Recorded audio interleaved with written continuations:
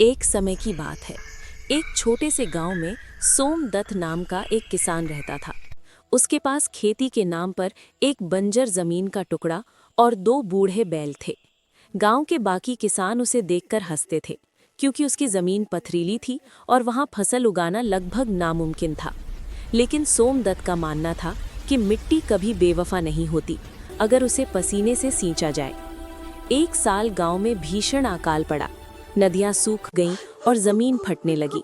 बड़े बड़े जमींदार अपनी खेती छोड़ शहर भाग गए। सोमदत्त के घर में खाने को दाना नहीं था, लेकिन उसने हार नहीं मानी। वो रोज सुबह 4 बजे उठता और मीलों दूर बहने वाली एक छोटी सी झिरिया यानी झरने से घड़ों में पानी भरकर लाता और अपनी सूखी जमीन पर छिड़कता। लोग उसे पागल कहने लगे। उसकी पत्नी ने भी कहा, इस पत्थर की छाती से अन्न नहीं निकलेगा, चलो शहर चलते हैं। पर सोमदत्त ने मुस्कुराकर कहा, धैर्य रखो, धरती माँ मेरी परीक्षा ले रही है।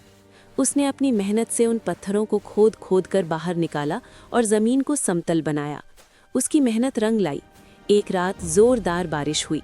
सोमदत्त की मेहनत से तैयार की गई जमीन ने सारा पानी सोख लिया, जबकि दूसरों के ढलान वाले खेतों से मिट्टी बह गई।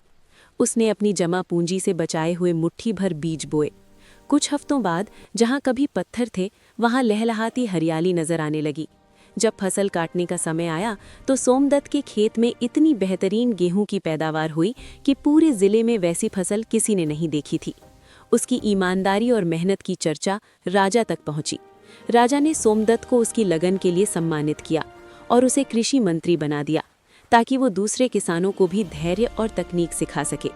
ये कहानी हमें सिखाती है कि परिस्थितियां चाहे कितनी भी विपरीत क्यों ना हो, यदि इंसान के पास धैर्य और